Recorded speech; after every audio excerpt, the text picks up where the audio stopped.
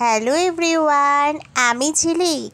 আমার নতুন একটা ভিডিওতে তোমাদের সবাইকে অনেক অনেক ভালোবাসা। তো আজকে কিন্তু শ্রাবণ মাসের প্রথম সোমবার। তো গিয়েছিলাম মন্দিরে সকাল সকাল স্নান করে হাজব্যান্ড আমি ঘরের পুজোটা করে নিয়ে গিয়েছিলাম মন্দিরে। আমার বাড়ির তো তোমরাই জানো, আমার বাড়ির একদম অপোজিটেই মন্দির আছে। তো গিয়েছিলাম বাবার মাথায় একটু পঞ্চামৃত জল ঢেলে আসলাম আর পুজো দিয়ে আসলাম ভালো করে। যাই হোক, ভোলে বাবা সকলের ভালো করুক, সকলের মঙ্গল করুক এই কামনা করি, সবার ভালো হোক। আর দেখো, মন্দির থেকে এসেই আমি ব্রেকফাস্ট করতে বসে গেছি, ভীষণ খিদে পেয়ে গিয়েছিল।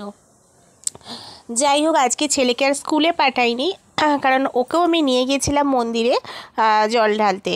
তো সেই কারণে ওকে আর আজকে স্কুলে আমি পাঠাইনি, ও বাড়িতেই আছে। আর হাজবেন্ড যথাযথ মন্দির থেকে পুজো, ওকে বললাম তুমি আগেই পুজোটা করে নাও জল ঢেলে, কারণ ওর তো দোকান যাওয়ার থাকে, তাই দেরি হয়ে যাবে আবার। তো ওই কারণে হাজবেন্ড আগেই জলটা ঢেলে নিয়েছিল, নিয়ে ও নাস্তা মানে ব্রেকফাস্ট করে ও দোকানে চলে গেছে। আর আমি একটু মন্দির থেকে লেট করে এসেছিলাম, কারণ আমার তো একদম বাড়ির অপোজিটেই বলতে পারো মন্দির। তো ভালো করে ভোলে বাবার মাথায় জল ঢেলে ভালো করে পুজো দিয়ে তারপর বাড়ি এলাম। এসে এই যে এখন একটু বসে গেছি ব্রেকফাস্ট করতে। আর আজকে কিন্তু নিরামিষ খাবো। আর জানো তো, এখন এই দুদিন পর পর এই গুরু পূর্ণিমা পড়ে গেছে, এটা পড়ে গেছে বলে না, মানে ভেবেছিলাম নাহলে প্রথম সোমবারটায় আর ভাত খাবো না। তো যেহেতু আগের দিন একদমই মানে খাওয়া হয়েছে সাবুদানার খিচুড়ি ফিচুড়ি, তো যেহেতু এটা পরপর পড়ে গেছে না, একদম অসুবিধা হয়ে গেছে। তো সেই কারণে ভাবলাম যে নিরামিষ ভাতটাই খাই, কারণ আমার হাজবেন্ডে না ভাত ছাড়া একদমই চলে না ওর। তো যাই হোক, আমাদের তো শিব মন্ত্রে দীক্ষিত, তো এটা অবশ্যই করতেই হয়। এবার পরপর উপোসগুলো পড়ে গেছে। আর এমনিও আমরা বৃহস্পতি শুক্রবার নিরামিষ খাই, শুক্র শনি, তার মধ্যে আবার সানডেতেও মানে পড়ে গেছে, ধরো রবিবার দিনও পড়ে গেছে উপোসের বার। আবার আজকে সোমবার, আর এই দেখো শ্রাবণ মাসে আমি কিন্তু হাতে সবুজ চুড়ি পরে নিয়েছি। তো যাই হোক, ওই কারণে ভাবলাম যে তার থেকে ভালো নিরামিষ ভাতই করি। তো আজকে মেনুটা তোমাদের বলে দিই, মুগের ডাল করব, আলু পনিরের তরকারি করব, আর করব কুমড়ো ভাজা। তো হাজব্যান্ড কুমড়োটা কেটে দিয়েই কিন্তু দোকানে গিয়েছিল, তো ওই জন্য আমার আর কাটতে হলো না, ফটাফট করে ধুয়ে নুন হলুদ মাখিয়ে এখন আমি কুমড়োগুলো ভাজার জন্য কড়াতে দিয়ে দিচ্ছি। আর তোমরা কী কী শ্রাবণ মাসের সোমবার করো বন্ধুরা, আমাকে কমেন্ট করে কিন্তু জানিও। আমরা করব, আমরা হচ্ছে মানে ভেবেছি যে প্রত্যেকটা সোমবারে নিরামিষই খাবো। আর সেই একদম শেষ সোমবারটায় গিয়ে মানে ওই দিনটায় মানে স্পেশাল করে পালন করব আর কি, মানে খাবো না, ভাত খাবো না, একদম শুকনো খাবার খাওয়ার চেষ্টা করব, শুকনো খাবার খাবো। তো যাই হোক, আজকে চলো নিরামিষই রান্নাবান্না করি। যেহেতু মানে শুকনো খাবো না বলছি, সেই কারণে নিরামিষ করব। আর এখানে এই যে দেখো পনিরগুলো আমি কেটে নিচ্ছিলাম, কুমড়োটা তো চাপিয়ে দিয়েছি, কুমড়োটা ভাজা হতে থাক, তার ফাঁকে চলো জোগাড়টা করে নিই, পনিরগুলো কেটে ফেটে নিই। তো চলো বন্ধুরা, ভিডিওটা দেখতে থাকো, পুরো ভিডিওটা দেখো, কেউ কিন্তু ভিডিওটা স্কিপ করে দেখো না। পুরো তোমাদের কাছে অনুরোধ রইল আমার, পুরো ভিডিওটা দেখো। আর স্কিপ করে ভিডিও দেখলে কি বলো তো, মানে মাঝখান থেকে তো ভিডিওর কিছু বুঝতে পারবে না। প্রথম থেকে দেখলে একটা, যতটা দেখবে যে কোনো জিনিসের প্রথম থেকে দেখলে যতটা ইন্টারেস্ট লাগে, মাঝখান থেকে খাপছাড়া করে দেখলে না ভালোও লাগবে না। তো দেখো, পনির তো তরকারি করব, পনিরের রেসিপিটা একটু হলো তোমাদের সাথে শেয়ার করি। দেখো, আমি পনিরের আলুগুলোকে না এইভাবে ঠিক কেটে নিয়েছিলাম।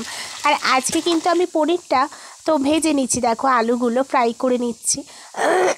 আজকে যেরকম ভাতের সাথে খাবার নর্মাল আলু পনিরের তরকারি হয়, সেরকমভাবেই আমি কিন্তু করব।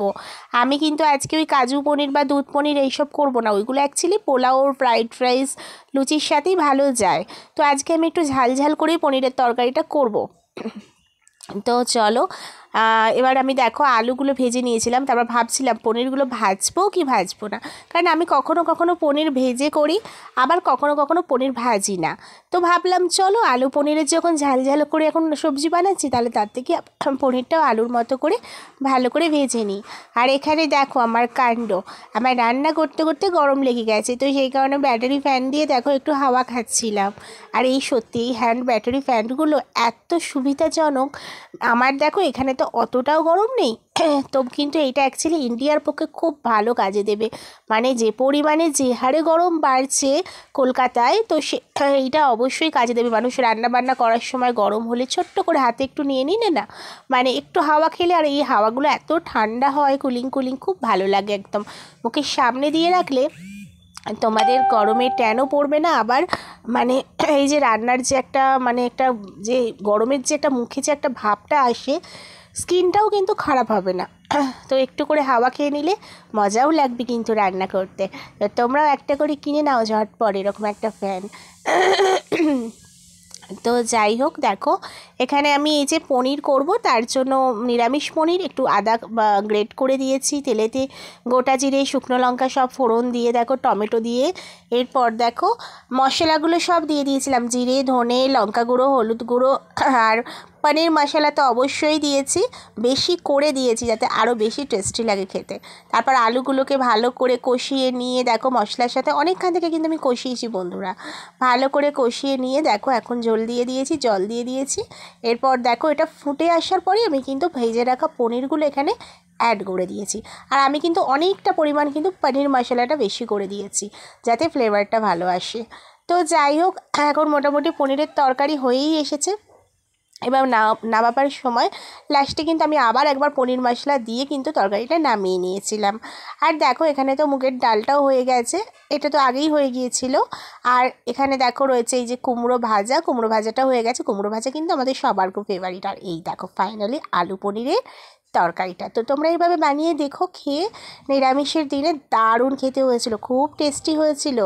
হাজব্যান্ড তো খালি বলেই যাচ্ছে যে এত টেস্টি রান্না, এরকমভাবে কিন্তু তোমরাও বাড়িতে বন্ধুরা ট্রাই করো, ভালো লাগবে দেখো খেতে। যাই হোক, চলো আজকে তবে আসি, সবাই ভালো থেকো আর সবাইকে ভালো রেখো।